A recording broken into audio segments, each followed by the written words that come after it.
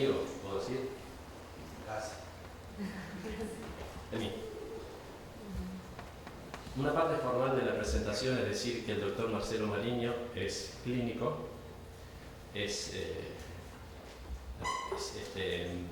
clínico formado como especialista, trabaja como clínico en el servicio de obesidad, cirugía bariátrica del Sanatorio Británico de Rosario. Es un médico archiconocido y un muy buen disertante. Obviamente todos conocíamos a Marcelo Mariño, pero un día nos tocó, yendo a uno de los tantos congresos, que nos sentáramos al lado en la combi y nos dimos cuenta que teníamos un poco más de empatía, que nos gustaba hablar mucho, compartir ideas, y que después de pasar horas charlando teníamos ganas de seguir hablando. En el 2020 soy uno de los primeros en el que presenta coronavirus. Otra amiga que va a estar mañana me llama por teléfono, en ese momento era la ministra de Salud de la provincia, y me dice: quiero que te internes ya. Internarse era sinónimo de morirse, porque así se escuchaba en la tele, ¿no? Bueno, llegué y me internaron en el Sanatorio Británico. Encapuchado, vestido de astronauta, apareció Marcelo. Y al tercer día, éramos dos personas internadas. Yo veía que el de al lado, que también era un colega, la pasaba mal. La pasaba realmente mal. Y también me di cuenta que teníamos dos tratamientos diferentes. Al tercer día me hacen una tomografía. Viene Marcelo y me dice: Edgardo, vamos a poner toda la cámara en el asador. Textuales palabras. Y yo dije: apa. Le digo: ¿me van a hacer el mismo tratamiento? Sí, me dice. Salió mal la tomografía. Y me acuerdo que le dije: Marcelo, dame 24 horas. Yo te pido 24 horas, me siento bien. Y me dijo: ¿te parece? Sí, dame 24 horas. Bueno, me dice. Y a las 24 horas me sentí inmensamente mejor y los laboratorios cambiaron para bien. Entonces me dice: si esto sigue así, pasado mañana lunes te vas de alta. Al día siguiente, domingo, yo me sentía muy bien y le digo: Marcelo, dame la alta. Me quiero ir a mi casa. Y me dice: no, un día más dame. Me acuerdo que me agarró el brazo y le digo: déjame ir. Está bien, andate, me dice. Bueno, llamé a la ambulancia y andate. Y dije: este tipo entendió todo. Marcelo.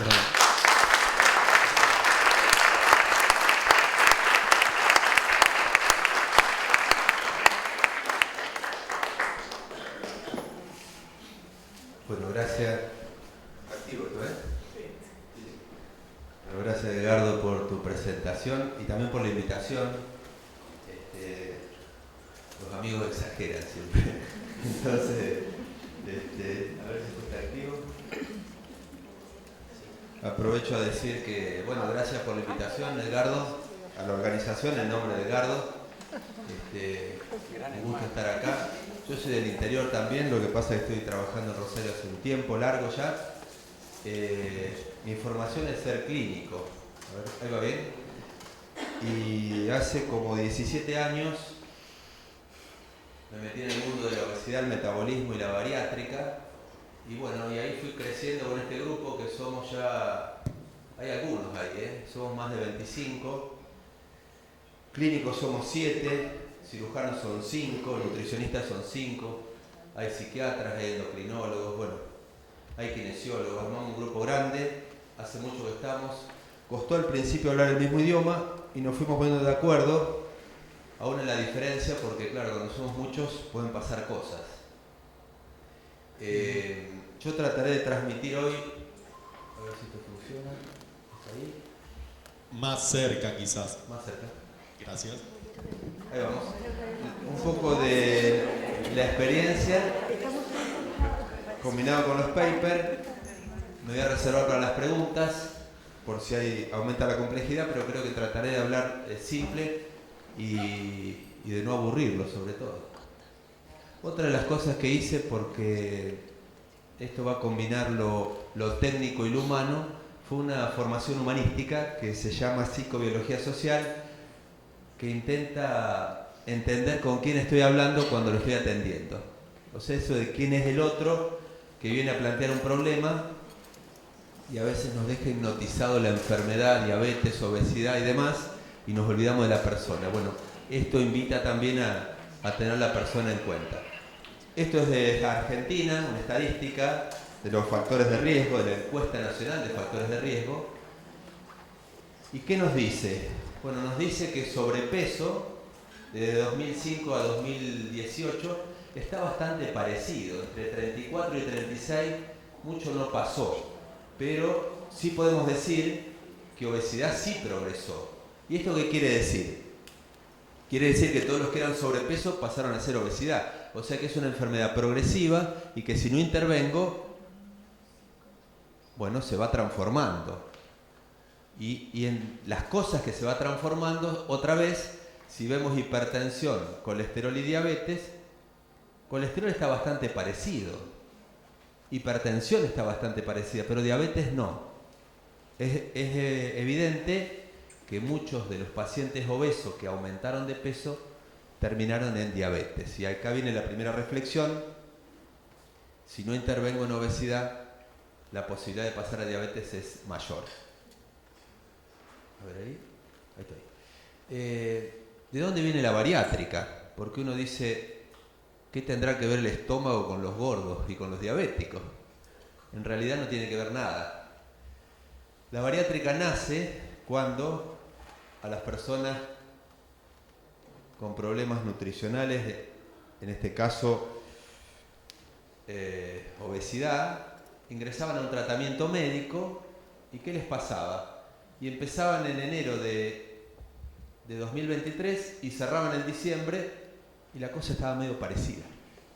O sea, reganaban de peso y más aún, lo que habían logrado lo habían perdido.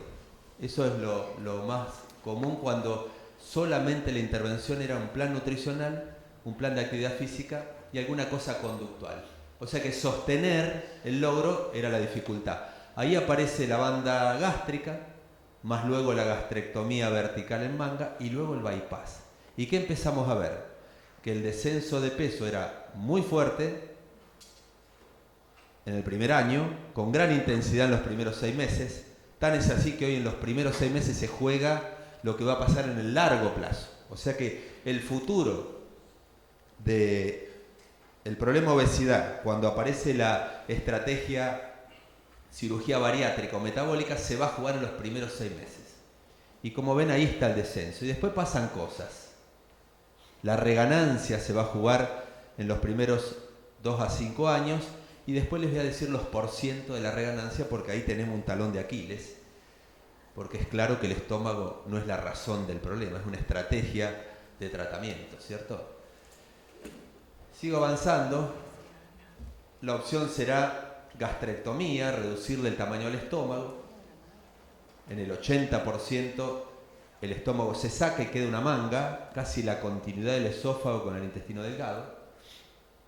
Segunda estrategia, bypass gástrico, reducción al 20 o al 15% del estómago y se corta ahí el intestino y esta asa intestinal se la conecta para darle salida al estómago pequeño y quedará un estómago pequeño y uno grande interconectados. Esta será el asa alimentaria, esta será el asa biliar, por acá pasan los alimentos y el estómago que sigue funcionando con sus jugos gástricos, la digestión se hace 1,20 m más abajo.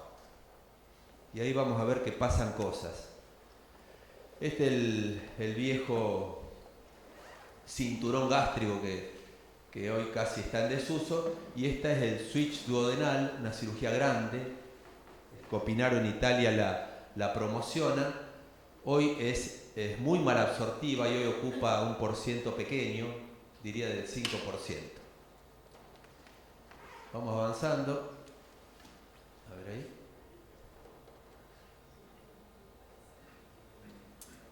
Bueno, ahí hay una... Ahí estoy. Con respecto a los porcientos de las cirugías, bypass gástrico se ha llevado por muchos años el gol estándar, luego le siguió la gastrectomía en manga, porque esto requiere una expertise de parte del cirujano, una curva de aprendizaje de al menos 5 años. O sea, no es tan fácil hacer un bypass. La manga, se empezaron a animar los cirujanos generales, sin tener todo el expertise de ser cirujano bariátrico, y ahora van a ver los porcentajes cómo aumentaron. La banda empieza a desinflarse, 17%, y un % pequeñito para el switch duodenal. Fíjense en hoy, la gastrectomía en manga pasó al frente, le ganó al bypass gástrico, y estos dos están a la baja. Tenemos ahí una cuestión de conectividad. Ahí vamos. ¿Y cuáles eran los patrones de respuesta una vez que los pacientes eran sometidos a cirugías? Bueno, teníamos un % muy alto de respondedores en primera vuelta. Algunos malos respondedores en segunda vuelta eran los que reganaban peso tempranamente.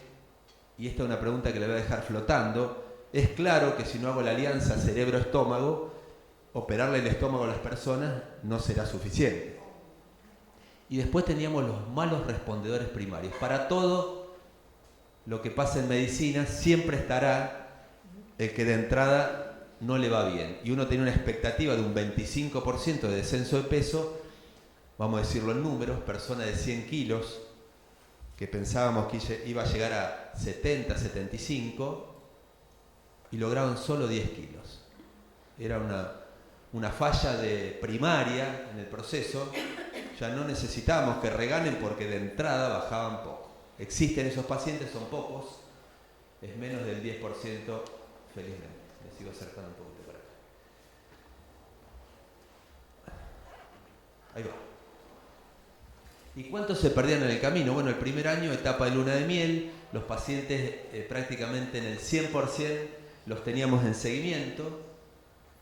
Después había una bajante, pasado el primer año sobrevivían el 40%. Nuestro grupo es bastante intenso, nuestro grupo de trabajo, entonces los empezamos a llamar a la casa, armamos una apps para tenerlos, armamos grupos de trabajo para juntarlos. A los 5 años, 76% de seguimiento, que es un montón, y a nivel mundial solo sobrevivían el 24% del seguimiento. Los que no tengan armado un grupo multidisciplinario estarán en problemas, por razones obvias, porque estos pacientes que solo quieren lograr el objetivo de bariátrica se van a perder en el camino, porque la operación será la única intención, y los que más están adheridos al grupo son los que mantienen el logro y mantienen esta cercanía. Esta apps que se armó en pandemia, logramos que por vía electrónica y virtual estemos en contacto, cuando no podíamos estar en contacto presencial, que esto es una magia que recuperamos, ¿cierto? Algunas afirmaciones.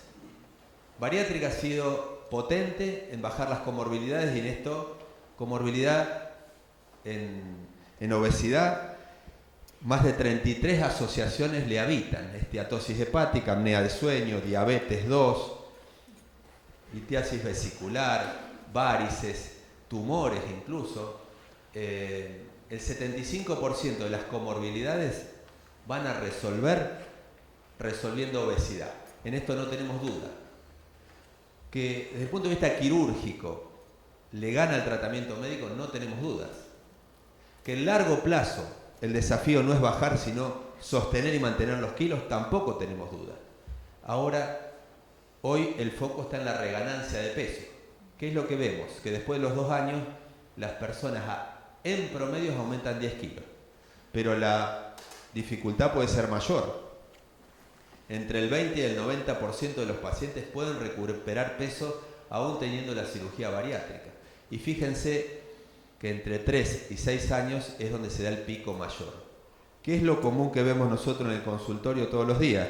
Lo que vemos es que entre el 5 y el 10% del total de kilos logrados es común. Ejemplo, Paciente que ingresó al programa con 150 kilos y logró bajar 60, o sea que hoy pesa 90 kilos, el 10% de 60 son 6 kilos, el 20% son 12.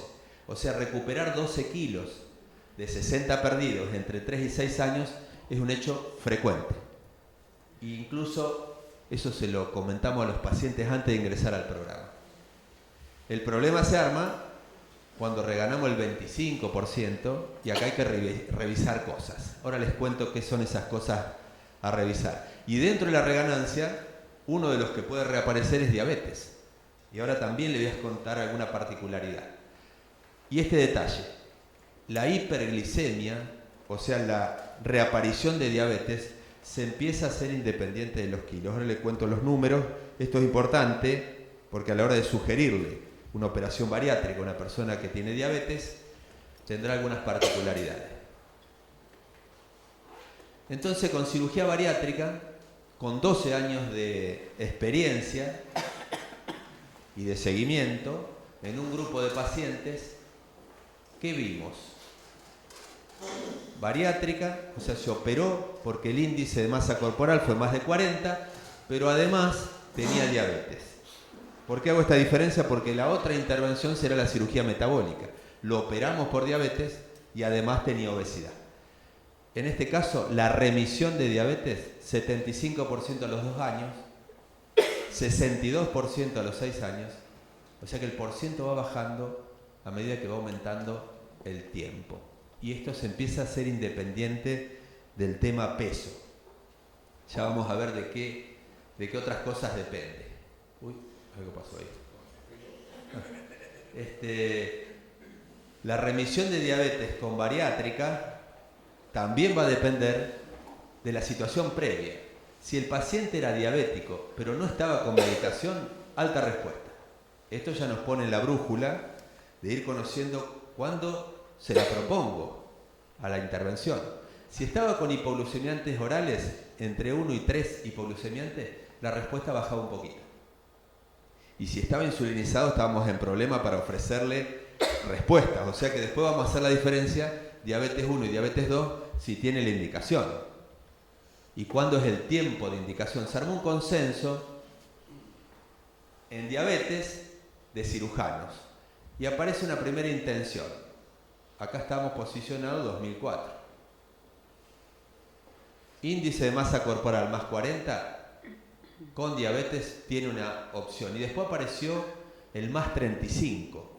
Pero hoy, en cirugía metabólica, se está armando la posibilidad entre 27 y 35. O sea, estamos entre sobrepeso y obesidad con la condición diabética como protagonista y darle una opción de cirugía. Ahora vamos a ver cuándo y cuáles serían los criterios de inclusión. Fíjense, diabetes mayor de 2 años, edad menor de 65. Ahora nos posicionamos en una persona que tiene diabetes como protagónico y tiene sobrepeso o obesidad en grado 1 o grado 2. La hemoglobina glicosilada tendrá que estar, o sea, metabólicamente no compensado. Estoy en triple terapia farmacológica. Dentro de la terapia farmacológica puede estar insulina. Está conducido por un médico experto en el tema. Parámetros antropométricos, en índices de cintura o en índice de masa. Y ahora empezamos a evaluar reserva pancreática. Primer pedido que no debe faltar, péptido C mayor de 1, habla de una reserva pancreática acorde, y la disponibilidad del paciente y un equipo que lo pueda seguir. O sea, es un paciente que tiene que estar entendiendo bien qué significa la operación y esto en cuánto se va a comprometer. ¿Y qué predictores tengo yo previos? Bueno, primero el tipo de técnica. Hay técnicas restrictivas, manga gástrica, y técnicas malabsortivas. Este sería bypass gástrico. En caso de cirugía metabólica, bypass gástrico tiene una ventaja. La pérdida de peso post cirugía, yo voy a saber que a mayor pérdida de peso voy a tener mayor resolución de diabetes. Y esto se va a jugar en los primeros 6 meses. Por lo tanto, todo lo que la persona pueda poner de intención en esos primeros 6 meses será muy importante. La cirugía hará lo suyo. Evaluar la reserva beta celular es clave.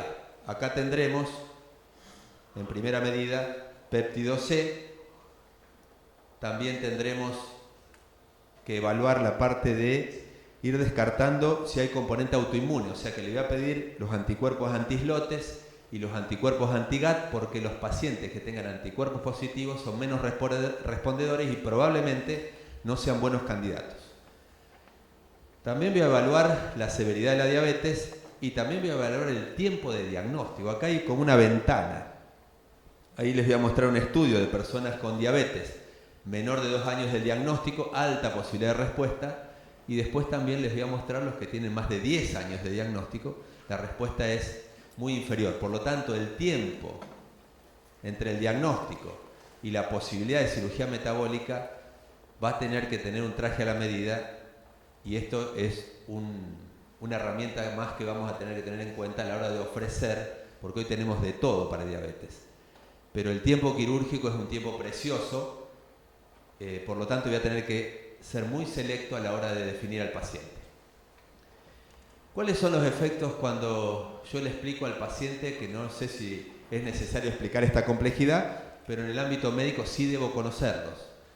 El corazón de la cirugía le va a ofrecer una disminución del apetito y un aumento de la saciedad. Y nosotros en la primera temporada pensábamos que esto era un fenómeno mecánico. Claro, le reduzco el tamaño del estómago, no voy a poder poner en un recipiente así pequeño una milanesa con papas, para decirlo fácil. Voy a tener que reducir la cantidad por efecto mecánico. Y si bien esto es verdad, el mayor impacto será o en los neurotransmisores o en los enteropéptidos. Por lo tanto, lo que sí pasa es que aumenta el nivel del péptido Y y disminuye la grelina. La grelina es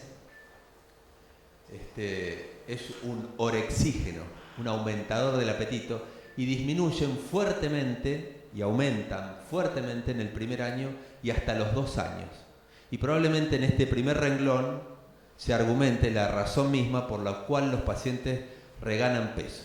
Y después tiene un efecto incretínico bastante parecido a los análogos, y acá tenemos al liraglutide y semaglutide, pero se están empezando a armar los duales, y entonces aparece hoy en escena tirzepatide, y este efecto incretínico se le parece a lo que hacen los análogos nuevos. Aumentará la producción de insulina, pero para eso voy a tener que tener un páncreas con reserva, y disminuye la liberación de glucagón. La reducción del vaciamiento gástrico, al igual que los análogos, es el efecto de la bariátrica. Entonces yo en un momento decía, ¿qué pasaría si al paciente a seleccionar para bariátrica o para metabólica le hago la prueba? Yo le decía la prueba de la lapicera. ¿Qué es la prueba de la lapicera? Le hago el análogo. ¿Cuánto tiempo? 30, 60, 90 días, y veo la respuesta. El mejor respondedor con la lapicera puede ser un buen respondedor con el bypass gástrico. Y el mal respondedor de la lapicera lo pongo entre comillas. Empezamos a hacer la experiencia observacional, el trabajo no está, pero se le parece bastante, y cuando uno lee el mecanismo de acción del bypass, por lo menos los mecanismos conocidos, la mitad de lo que ofrece la lapicera está metido ahí adentro del bypass. Podría llegar a ser una prueba interesante. También los análogos son un recurso para los que reganan peso, y si es una pregunta, ampliaré.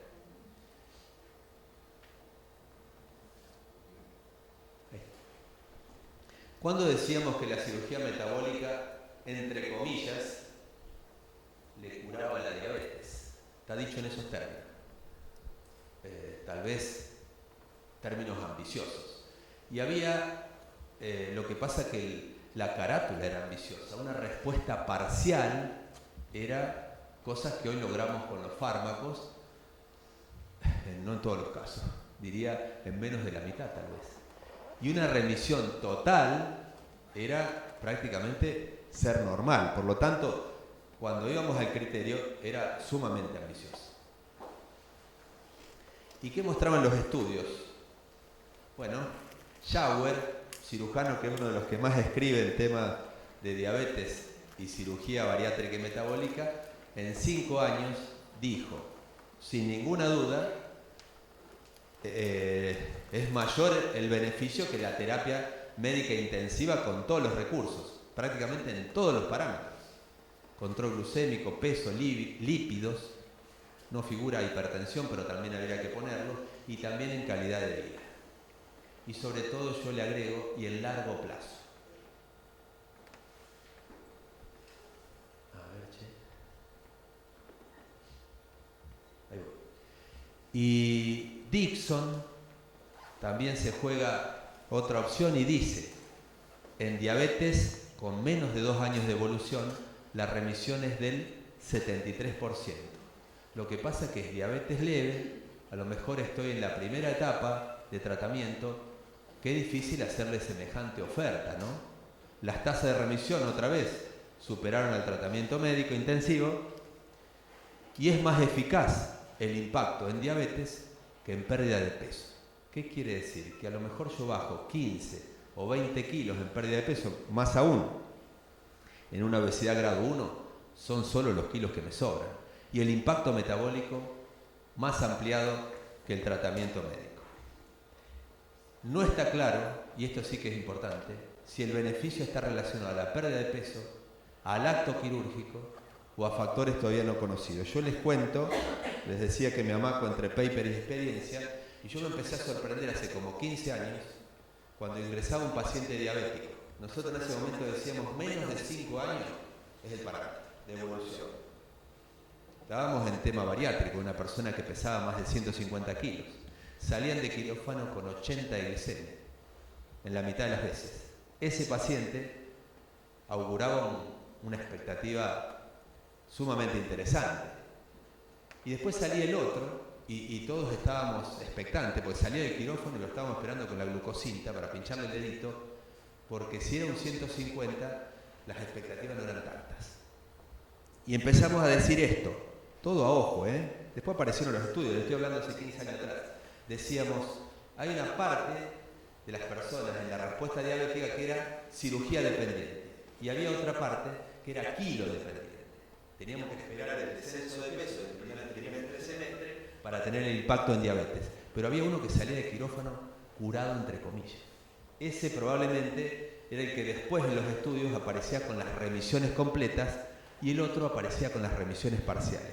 El otro tenía un largo plazo y este tenía un corto plazo en cuanto a sostener el beneficio. Y acá aparece el largo y el corto. Entonces, en pacientes sometidos, 2014, 10 años atrás, sometidos a cirugía, las tasas de remisión a 2 años eran bastante altas, 70%.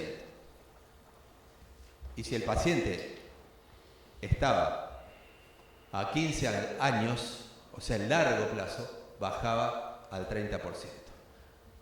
Pero comparó tratamiento quirúrgico y tratamiento médico. Fíjense el largo plazo de tratamiento médico, el corto, y el largo plazo. O sea que la cirugía hace un aporte. Otra vez tendremos que seleccionar al paciente y ofrecerlo en qué tiempo de intervención en la evolución de su enfermedad desde el momento del diagnóstico. Solo para refrescar, terapia médica, bypass gástrico y SLIP. Terapia médica está ahí arriba. Los dos se unen.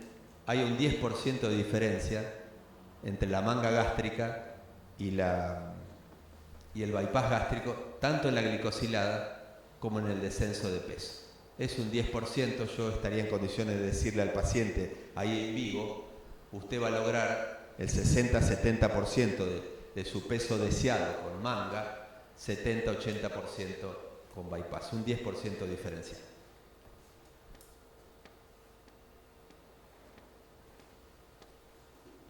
¿Y qué pasa con diabetes 1? Acá estamos en problema.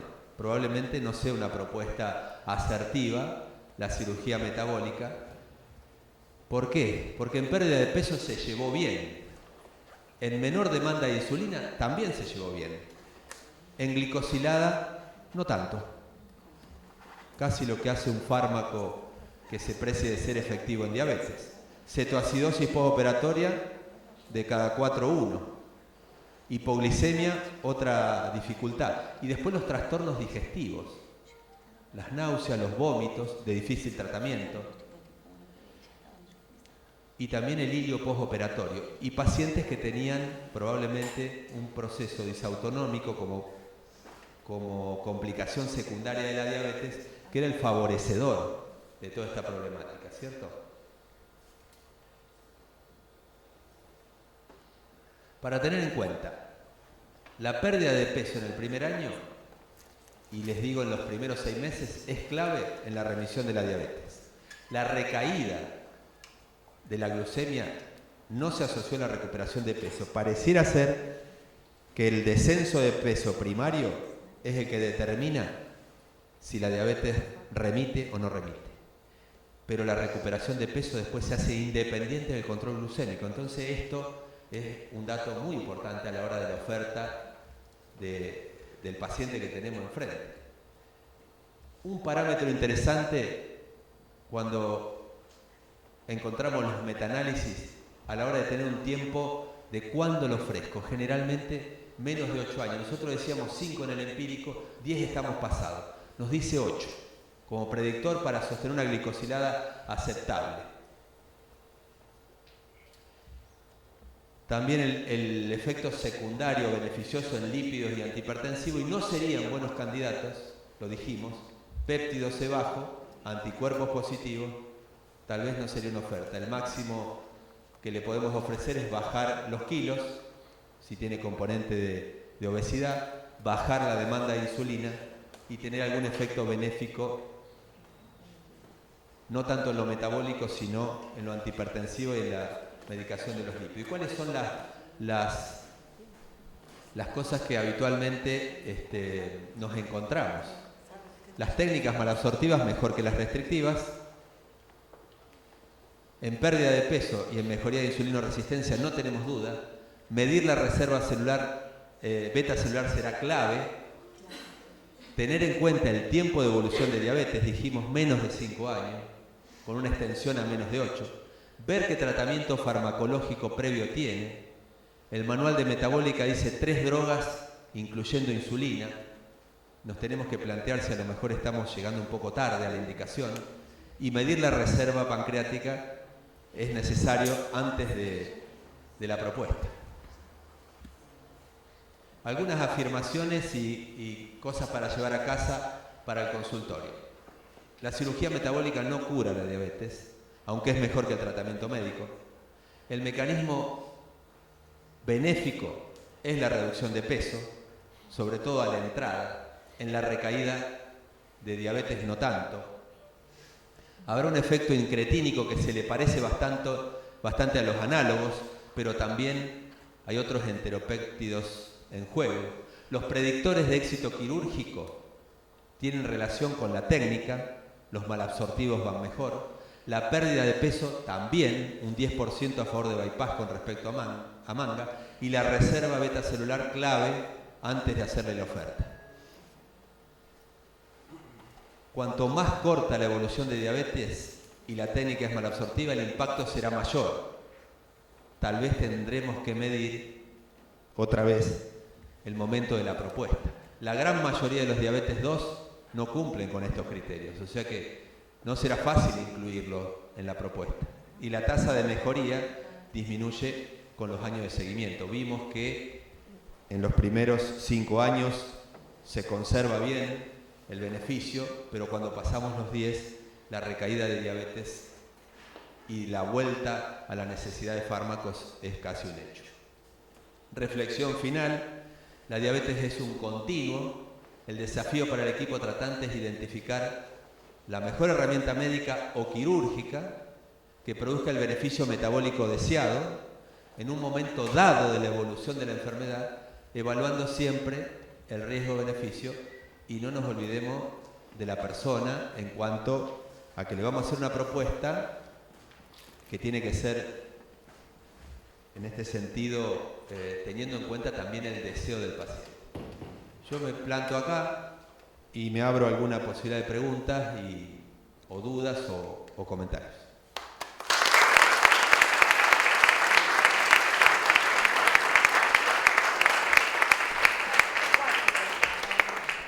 Yo te quiero hacer 2 preguntas. cuándo piden péptido C? ¿En qué momento? No, ¿desde cuándo? Porque nosotros en nuestra ciudad tenemos pacientes con diabetes tipo 1, en realidad probablemente eran aisladas, cuando nos operaron con péptido C ya bajo, y bueno, en realidad un poco prometiendo la curación, entonces quería saber si hace un tiempo que se quiere utilizar. Mira, nosotros un poco en el recorrido les decía, empezó por bariátrica la cosa. Empezamos por el índice de 40, después pasamos al índice de 35 y después pasamos al índice de 27 a 35. Tenía que tener la condición de diabetes. El que nos toca la puerta a nosotros es una persona que tiene alguno de estos condimentos y bueno, y nosotros le queremos medir. Los que nos tocan la puerta a nosotros son todos. Esa es la respuesta a esa pregunta. El que está por fuera del mundo bariátrico, bueno, en diabetes 1, reserva pancreática, estamos en problema. Están insulinizados. Yo tengo pacientes tipo 1 operados, pelea probablemente aislada o la habían agarrado en la miel y con malas evoluciones, muy malas. Y digo, nadie se le ocurrió en aquel momento pedirle péptido C a estos pacientes. Yo creo que la pregunta es si está dentro del consenso pedir péptido. Ah, ¿cuánto hace? Claro, poco tiempo. Sí, hace pocos años. Poco tiempo, claro. Y la segunda pregunta, creo que a la mayoría de los diabetólogos debe estar pasando, estamos viendo mucha consulta por dumping, sobre todo en pacientes con diabetes previa, o sea, que tenían diabetes y que desapareció su diabetes de alguna manera. Bueno, vieron que comenté ahí lo de la disautonomía o esta neuropatía y la gastroparesia. Sí. Nosotros ahí, bueno, como tenemos un par de talleres educativos previos, un paciente se opera después de transitar entre 6 meses y 2 años. O sea que el deseo no le es suficiente, el deseo de operarse. Sí. Tenemos una realidad que es la obra social también. Hay programas que nos dicen, creo que lo puedo decir en voz alta, IAPOS nos dice entre 1 y 2 años. Y será 1 año el de riesgo alto y 2 años el de riesgo más bajo. Por lo tanto, tenemos una opción educativa bastante importante y le damos mucho crédito a eso. Mucho crédito. Por lo tanto, tenemos talleres de la ansiedad, que les dejo un segmento y les dejo una pregunta abierta ahí, talleres de la masticación y del gusto, talleres grupales de operados por operarse, complicados, ¿no? Todo, metemos todo ahí. No queremos guardar nada. Queremos contar todo lo que más podemos para que la persona pueda decidir bien, porque yo digo, es como una bala de plata. Tengo una sola opción y si la uso mal, en el paciente equivocado, también nos compramos un problema nosotros, ¿viste? Entonces, bueno, en esto somos lo más honestos posible. Vieron que yo les dije que tenemos una buena adherencia, aunque no es tan buena, comparada con los que están malos. Ahí es la adherencia. Pero el paciente decide operarse y se quiere ir. El primer año es maravilloso. El segundo año queda a la mitad y de 2 años en adelante quedan los fieles. Algunos conectados de manera virtual, otros presencial. El paciente transitará siempre el miedo a recuperar y nosotros como ya le conocemos por historia, los invitamos a que vengan igual. El paciente le cuesta venir porque hay un contrato virtual firmado, médico-paciente, que dice, me comprometo o nos comprometemos y después se producen los pactos y el paciente queda. Es un pacto no firmado, digamos, más virtual y mental que queda ahí damnificado y se nos pierden en la ruta. A veces vienen con muchos kilos y tarde, porque tomado temprano. Ahora estamos armando un protocolo de intervención temprana, que es antes de los 6 meses, que figuraba loco. Bupropión naltrexona 2017. El que viene a presentar en Buenos Aires el producto nos dice, estamos interviniendo en el mes 9. Y nosotros decimos, pero si todavía le faltan entre 3, 6 o 9 meses más de curva de descenso por efecto, pero lo que nos perdemos ahí no lo recuperamos más. Entonces, hoy es 6 meses. Yo decía, están locos 9, hoy es 6. Lo que no logren 6 es el stock que tiene para el largo plazo. O sea que será muy importante esa curva, y en ese importante, lo voy a decir fácil, no pasarnos de vuelta, porque si no vamos a perder músculo en vez de grasa. Entonces, rápido y no tanto. perdemos masa magra, etcétera, ¿no? Y ahí viene la pregunta, ya que dijiste drogas. ¿Usan semaglutida en dumping? No, en dumping usamos educacional. Solo educacional. No usamos drogas. Y no drogas. No Porque drogas. Yo tengo 3 pacientes que ya no sé qué más hacer, modificamos la alimentación, eliminamos hidrato de carbono simple, pusimos más proteína en la ¿Con alimentación. bariátrica? Con bariátrica. ¿Es nuestro el paciente? No, es de la CESCO de Buenos Aires. Y bueno, ahora la Te lo verdad invito es a que lo mandes. Sí, se lo mandé, ya está. Porque hoy ya le dije, volvé por favor, le hablé. No porque seamos mejores, porque tenemos armado un programa, se los digo fácil, ¿qué hacemos? Porque tampoco hacemos cosas de loco. 3 cosas que le decimos ante dumping, y ahí Javier me preguntó hipoglicemia. Eso, o sea, hacen hipoglicemia Claro. severa por dumping. La pregunta que yo te hago, ¿qué seguimiento tuvo antes de la cirugía? No, nada. Eran los primeros pacientes, no tenían preparación, tenían diabetes previamente y ahora hacen hipoglicemia severa. O sea, Sí. pacientes que se han caído en la calle, Sí. secundaria dumping. La verdad Sí. que con semaglutida a mí me va bien, pero en mi experiencia son 6, 7 pacientes, por eso quería preguntar, cuando soy muy bajita, quería saber si ustedes tenían experiencia. 90% de educacional. En 17 años usé un solo paciente Otro paciente para con alfa-glicosilasa, la acarbosa, uno solo, en 17 años. Estamos operando nosotros, les digo el número para que ustedes hagan la dimensión. Tenemos 3.000 pacientes operados, se operan 30 pacientes por mes y tenemos para operar 30, como son el 10%, tenemos que tener 300 de seguimiento. Tenemos un volumen muy importante. Eso quiere decir que ese paciente, claro, cuando uno tiene más, empieza a ver todo. Empieza a ver todo. Por lo tanto, te puedo decir con firmeza que en el educacional se juega. No necesitas casi intervención farmacológica. Y esto requiere que no haga ayunos prolongados, muy importante, y si ya están, porque es impredecible el dumping. Pero yo le decía a Javier, que baja más kilo en el primeros 6 meses, más posibilidad. Más posibilidad, tal cual. Más posibilidad. Y si tenía diabetes o hiperinsulinemia previa, es como que el cuerpo tiene una memoria y si le metes dulcito, ¿para qué te cuento? O sea, dulces, hidratos, afuera. Hidrato simple, sacarle todo, que eso es lo que estamos haciendo, te digo con GFW, con la whey protein. Con eso anda bien, bastante bien uno de ellos. Tenemos que aplicar motosierra. En hidratos, en dulces, en evitar ayunos prolongados y que logre cada 3 horas y ya entró en el modelo dumping y con eso está. Si lo logra, porque la descompostura es brava. Sí, tremendo. Entonces, si logra internalizar esto, en general lo logra. Claro, nosotros le hacemos recordar la vieja y ahí engancha.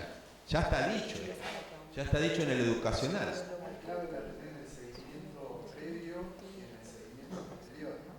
Los pacientes que vos perdés hacen convulsiones por hipoglucemia. Sí, claro. Sí. Ahora, Javier, si yo te digo lo que dicen los papers y las guías, el seguimiento previo lo tiran al tacho.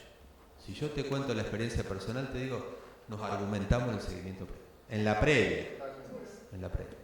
Pero el paper dice, opérenlo a los 30 días que lo educamos después. No es la nuestra. Como la pregunta no está, yo me... Ay, ¿era esa? Capaz. A ver. Yo tengo ganas que te pongas El otro traje. Que te saques el traje de médico ortodoxo y te pongas el traje de médico biológico y trate de contarnos qué le pasa al gordo. ¿Por qué el gordo es gordo? ¿Qué siente un gordo? ¿Cuál es la experiencia que ustedes tienen? Bueno, iba a explicar lo de psicobiología. Iba a explicar lo de psicobiología y estrés. Sí, claro. Bueno, yo estoy integrado por esta opción, así que no tengo que sacar ningún traje porque es el mismo. Pero sí puedo decirles que el aspecto, hablábamos de que ustedes se reúnen con la lógica de lo humano y le agregan lo científico. Y esto igual. Nosotros tenemos en cuenta primero lo humano, porque si no charlamos con la... Hay un taller que justo me toca protagonizarlo. Entonces hablo en primera persona. En el taller de la ansiedad hablamos con la persona. Y nos corremos de la obesidad y nos corremos de la diabetes. Y nos corremos de la comorbilidad. Y como son personas con problemas similares, eso es una magia. O sea que armar grupos, no les tengo que contar, el paciente, Bose, Bueno, es eso. Es eso con una guía profesional, pero bueno, y ahí tiramos disparadores. Este es uno. Vieron que el hambre, les voy a contar cosas que saben, pero repasamos. El hambre tiene el aspecto del hambre biológico, el hambre homeostático, el hambre fisiológico, el hambre de la necesidad. El que tenemos ahora que son las 9. ¿Está bien? Y después tenemos el segundo hambre, que es el hambre emocional. El hambre emocional, la persona que siempre lo cuenta como por ansiedad, doctor. Dice, ese hambre, el que come por ansiedad, yo en un momento, claro, como tengo el mano a mano ahí, y es semanal, lo empecé a preguntar y lo encuesté. Y para mi sorpresa, y no tanto, el hambre emocional es otra cosa. La persona está comiendo por otra cosa. Y esa otra cosa es la muy importante. Porque el hambre biológico, si ustedes se dan cuenta, no necesitamos tanto. Todo el excedente viene por acá. Entonces, apetito que hambre. claro, si querés, sí. Fíjense que dice. Comer es tener ganas de comer sin hambre. Dice, ansiedad. La pregunta disparadora es, ¿qué es eso que te hace comer que no es hambre y le llamamos ansiedad? ¿Qué es para vos? Y todos contestaron distinto. O sea que esa pregunta hay que hacerla porque es un retroceso, es un me arrepiento, es la necesidad de resolver algo, pero al mismo tiempo hay un no puedo, porque es esto y el impedimento. O sea que yo tengo que averiguar qué es esto que le hace comer y dónde está trabada, que lo termina resolviendo con comida, ¿no? Entonces esa es la necesidad de resolver algo y no poder. Es un antojo. Muchos dijeron como por aburrimiento. Es una preocupación. O sea que está en un pendiente de un algo que le camina en el pensamiento y lo lleva a la comida. O sea que obesidad tiene el automatismo de que todos los caminos lo conducen a la heladera. ¿Está bien? Y entonces saber qué tiene en la heladera también sería importante. Le puedo educar de cómo comprar y qué alimentos tener por si le juega esta y no la puede. Le damos recursos. No le damos recursos. Le voy a decir, vieron que está hoy el eslogan de la herramienta. Doctor, deme la herramienta. Pero no la tengo yo la herramienta, porque no soy mecánico. Lo que puedo hacer es despertarle un recurso que usted tiene y que no sabe que lo tiene. Y ahí hay mucho para hacer y la psicobiología tiene mucho para decir. Es un apuro. Es hacer todo a medias. Pero acá dice es un renegar, una incertidumbre, un impedimento, es no poder parar, es una frustración. Cada mensaje que está dicho ahí, que es cortito, aplica a una manera de ser, a una manera de sentir y a una manera de enfermar. O sea que yo tendría que hablar de esto, en vez de hablar de bariátrica, y es mucho para esta hora del día. Pero les voy a dejar al menos 5 preguntas que no deben faltar. Esta es una. Preguntarle dónde está el impedimento es otra. Impedimento, obstáculo, dicho en palabras fáciles, ¿dónde usted tiene el no puedo? El no puedo es ese lugar donde le desvía la heladera. ¿Cuál es su no puedo? ¿Y dónde yo lo puedo ayudar? Las herramientas, ahí sí tengo herramientas. Algunas serán farmacológicas, otras serán educacionales, otras serán del plan alimentario. Pero le voy a preguntar dónde está impedido, dónde tiene el obstáculo, dónde tiene el no puedo. Eso es muy importante. Otra que no debe faltar, tercera, es si lo mandan o la mandan a bajar de peso o quiere bajar de peso. O sea, ¿es un debo o es un quiero? Si es un debo, fue al traumatólogo, se tiene que operar la rodilla de la columna y le dice, tiene que bajar 30. Como si fuera fácil bajar 30. ¿No? Tiene que bajar 30, entonces viene obligada por las circunstancias. También vienen del oncólogo, porque si yo bajo obesidad, bajo riesgo oncológico.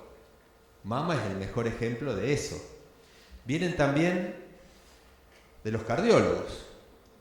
Ahora empoderados, los cardiólogos son... El cardiólogo los saludo afectuosamente, pero hoy el cardiometabolismo logró un rol súper protagónico y los cardiólogos lo tomaron y ni lentos ni perezosos, digo yo, y bienvenidos porque es una problemática grande, el metabolismo, la obesidad, y con especialistas súper no alcanzamos a cubrirla. Bienvenidos, pero que se nutran también, les digo, nútranse de los que ya están, porque no es tirar la lapicera al aire y se hace la magia. En el mundo de los análogos me refiero. Cuando exploro la necesidad, yo le voy a preguntar, ¿qué es eso que a usted le falta y por faltarle pierde su estado de bienestar? Usted no es, deja de ser usted. Entonces la necesidad es algo que no puede no ser, dice el manual. No puede no faltar, porque si me falta, no soy. Me desintegro, me desnaturalizo como persona, entro en un camino no saludable, pierdo bienestar. Y ahí una pregunta de oro. Se la tengo que explicar, porque digo, ¿qué es eso que te falta que no puede no estar? Bueno, no tan difícil, un poquito más alegre, un poquito más del llano. Y ahí los invito, y seguramente ustedes saben de esto, pero los invito igual, tenemos que hablar en idioma fácil con las personas. El tecnicismo nos aleja. El tecnicismo nos aleja y si le queremos hablar difícil, que lo sabemos hacer, nos distanciamos del vínculo. Por lo tanto, cuando le exploro la necesidad, yo necesito, dice la persona, claro, necesita bajar de peso, eso ya lo sabemos. Pero como tiene un obstáculo, hay una necesidad que es la respuesta a vencer el obstáculo, en la mayor de las veces. Yo necesito poder agacharme porque nació mi nieta, doctor. Y yo no me puedo agachar. Necesito agacharme porque necesito jugar con mi nieta, necesito vivir más. A mí me dijeron que ser gordo y diabético me achica la expectativa de vida. Entonces, yo me tengo que poder agachar, tengo que tener la básica y quiero vivir más, porque lo quiero ver. Entonces, lo que usted tiene es una necesidad muy importante. Va a ser mi anclaje. Va a ser mi anclaje, el motivacional, y va a ser el camino, pues yo cada vez que... Porque aparte se emocionó. Cuando me dijo eso, se emocionó. Entonces aprovecho la cuarta y le mido la emoción. Y usted cuando me cuenta esto, ¿qué le pasa? Me enojo cuando no lo logro, una opción. Me da pena, me entristezco, segunda opción. Me da miedo o angustia porque siento que no voy a poder. Me da culpa. Casi todas las primeras, angustia, miedo, enojo y tristeza, son de entrada. La culpa es de salida.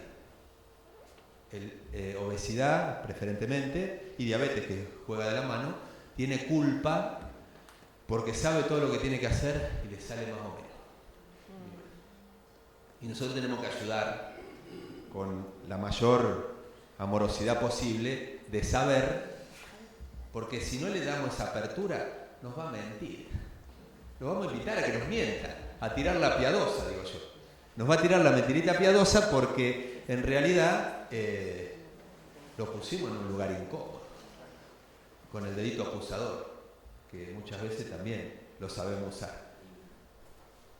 O con el recurso del miedo, que también lo sabemos usar. A usted le va a cortar la pierna, ¿no? La vista. Está jugando la vista en la milanesa con papa. Bueno, es mucho. El miedo es fuerte, ¿eh? Algunos lo necesitan para cimbronar un poquito y después tenemos que tomar el camino de la opción de que nos pueda contar dónde se le complica. Es que yo lo veo todos los días, así que me dice, doctor, bueno, vamos a ver la balanza, a ver cómo está. Dice, tuve 3 fiestas este mes. Digo, ¿quiere que le evitemos? Claro, ya sabemos que no le fue bien. Y si no, vamos a la balanza y vamos a ver qué le pasó en esas 3 fiestas, ¿no? Y cómo puede lograr el vínculo con la comida y participar del evento social. O sea, hay un aprendizaje ahí, en ese automatismo que lo tiene hace tiempo, ¿no? Entonces ya le pregunté el impedimento, ya le pregunté la necesidad, el obstáculo también, le busqué la emoción, le busqué la motivación, ya tengo mucha cosa, tengo volumen ahí. ¿Cuál es el problema? Que necesitamos tiempo para hacer eso. En 12 minutos no llegamos. Hay opciones. Podemos fraccionar la consulta y hacerla en cuotas. De eso los médicos sabemos. Hoy conversemos acerca de, y nos metemos en ese segmento. Ustedes saben cómo se hace eso. Pero bueno, yo diría por acá, tío Edgardo. Da para más, pero por acá. 2 cosas. Primero, simetría comunicacional, que lo acaba de decir. Y segundo, sensación de acompañamiento. Es lo que acaba de decir. Si yo tengo que rescatar 2 conceptos que no pueden faltar, que una necesidad de ser médico, ya no es la necesidad que le pregunto a la persona, es ¿Hasta dónde me puedo comprometer? ¿Y hasta dónde quiero comprometer? Puedo decir el 10 y está bien, ¿eh? No digo que... Pero este es el 50. Con este me tengo que jugar el 80. Me tengo que comprometer más. A este le doy WhatsApp, digo. ¿Está bien? Y le dejo permeable y le digo, porque yo soy humano, los límites de WhatsApp. Digo, mira, esto es de 9 a 17. Le digo, porque somos humanos y podemos hablar como adultos, y le digo. Y lo otro es la intención. La intención es, vieron que en la religiosidad la intención juega un rol protagonista. Se juntan muchos feligreses e intencionan por el indefenso, el desvalido. Esto igual. La intención de ayudar no puede no estar. Y si no puede no estar, es una necesidad del que quiere ayudar. Muy importante. Y tercero, y me dispongo, es la condición de aprendiente. El único que sabe lo que le pasa es el paciente. Tenemos que dar un poquito de oído, al menos. Porque él es el que más sabe. Entonces yo me pongo en aprendiente y escucho. Y no me apuro a intervenir a decirle todo lo que yo sé. Le espero, la intervención le espero, y tengo que esperarle la propuesta. Hoy la propuesta también está disfrazada de bolsillo, así que yo estaría encantado de recetarle un análogo, pero apenas da para metformina cubierta con obra social. Entonces la propuesta también irá teñida de con quién estoy dialogando. Creo que muchas veces nos confrontamos, esta última parte es genial, te felicito, la verdad que es grandiosa, pero muchas veces nos confrontamos con la otra parte nuestra que es científica. Yo hoy, por ejemplo, miraba el paper de Dixon que subiste de 2014, recién empezaba Direct, por ejemplo, no teníamos resultado de Direct, ahora tenemos el post-Direct y estamos viendo los mismos resultados que Dixon. Y va a pasar lo mismo con las drogas, ¿no? Porque vamos a tener los pacientes que bajan de peso, cuando por algún motivo suspendamos los tratamientos intensivos van a recuperar el peso, van a volver nuevamente de su remisión de diabetes. Entonces nos confrontamos con esa parte científica y todo lo que vos decís, que tenemos que tener empatía, que tenemos que tener seguimiento con el paciente, que tenemos que comprender, reposicionarnos. Es muy complejo el mapa conceptual de la obesidad. Y como es tan complejo, es complejo también el abordaje de esto. Entonces, esto me parece que lo de Dixon es un spoiler. Esto me hizo acordar, el otro día hablaba con un profesional y dice, estoy viendo la nueva versión de SWAT. Ah, sí, ¿dónde está? Está en Netflix. ¿Y qué tal? Son diferentes, pero están buenas las dos, dice. Está bueno todo el tratamiento que nosotros podamos hacer por el paciente, pero tenemos que aprender de las cosas anteriores también. Dixon es un spoiler de lo que pasó en Direct. Y ahora tenemos resultados algunos resultados preliminares de lo que pasa a largo plazo con análogos y está pasando también lo mismo. Entonces, el hecho es hacia dónde vamos también con los tratamientos que vamos a hacer. Ahí, la bala de plata que vos decís, la cargamos nosotros también. Sí, claro. Ahí me hace sentido lo que vos decís cuando llega al mundo de los análogos y se mete en el equipo bariátrico, sin nada. ¿Por qué le voy a decirlo así? Empezamos a los tiros. ¿Por qué? Porque el grupo estaba consolidado así. En la primera temporada, ya lejos, los nutricionistas eran los protagonistas. Si no bajás el 10%, no podés entrar al sistema de quirófano. Claro, 150, el 10% es 15. Y cuando llegaba a manos del cirujano, el cirujano le decía, tenemos que ir por 5 más. Apareció la dieta líquida ahí el último tramo tenía todo un sentido, el hígado genera un achicamiento, se desplaza del estómago, le habilita a que el estómago lo encuentren ahí de frente, que el instrumental llegue, porque ahí tiene tamaño, los trócanes, las pinzas. Entonces había todo un tema técnico necesario, un entendimiento de la persona, había un objetivo, que si no llegaba ahí, con educación, con orden, se las iba a poner de sombrero a la salida. Protagonismo, nutrición, y el cirujano siempre fue el uno. Y en un segundo momento apareció el grupo de los psicólogos, claro, lo conductual, y los aportes ahí. Y le entramos a dar volumen ahí, Y el protagonista se lo lleva a los hijos, le escribimos un libro. Una maravilla. Aparecen los análogos y aparecimos nosotros en escena. Los diabetólogos de Torrijos. La medicina interna apareció en escena y el cirujano no se la bancó. Lo digo con amigos cirujanos. ¿Qué es lo que no bancó? Pensaron que iban a estar desplazados. Entonces entró una guerra de guerrillas interna, el valor de la lapicera, y empezaron a aparecer cosas para tumbar a la lapicera. Que se generan eslogans también. Sí, pero el último, que de anteayer aparece el fenómeno retardo del vaciamiento gástrico, que es el corazón del análogo, para disminuir, para generar aumento de la saciedad. La parálisis dura entre 15 y 20, y ahora parece que está durando 30 también.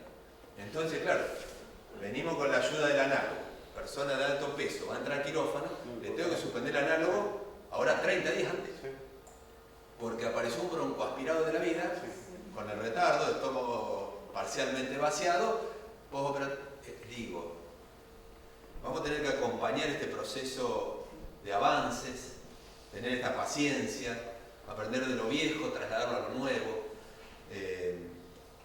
no creer que descubrimos la panacea. Yo vengo justo hace 20 días del Europeo de Obesidad y Metabolismo, Italia. Les cuento los números que ustedes ya saben y los repasamos juntos. Liraglutide, 11.3% de descenso de peso calculado en un trimestre. Sumamos a SEMA, 14%, 3 puntitos. A SEMA le ponemos ahora un mejor miligramo, de 0,5 trepamos a 1 y ahora estamos en 2.4. Wegovy, 14-18%. Aparece tirzepatide. En marzo llega, está afuera. En marzo llega teóricamente. Aparece tirzepatide, laboratorio de la competencia, 22%. 22. Presentaron allá entre 28 y 30% de descenso. Ahora hay que ver cuánto tiempo, quién lo puede pagar, cuándo llega a la Argentina. Es que el costo también es la desventaja. Y son estudios Y ahora encima se suma, aparte de los costos de los medicamentos, el costo de los alimentos. Esa es otra contra que tenés, yo como nutricionista lo estoy viendo. Pero creo que ustedes largaron también con la misma dificultad también en lo bariátrico, que la primera dificultad fue la accesibilidad, ¿no? Y la accesibilidad al procedimiento. Entonces no podía acceder la mayoría de las personas. Y ahora, por ejemplo, son cirugías que se están haciendo... Los primeros 5 años, les cuento cortito, los primeros 5 años empezamos uno cada 6 meses, después uno cada 3, después uno cada 30, después uno por semana, y hoy son entre 5 y 7 por semana. Estamos entre 25 y 30. Fíjense, ahora ese ritmo, entre 15 y 20 años, fue evolucionando hacia ahí. Hoy al paciente lo tenemos, las trabas del sistema nos dejan en el 10%. Tenemos 300 pacientes en el programa y el 10 llega a quirófano. 330. Ahí estamos, en el nuestro. Ni para todos, tenemos que buscar el tiempo de intervención, seleccionar bien al paciente.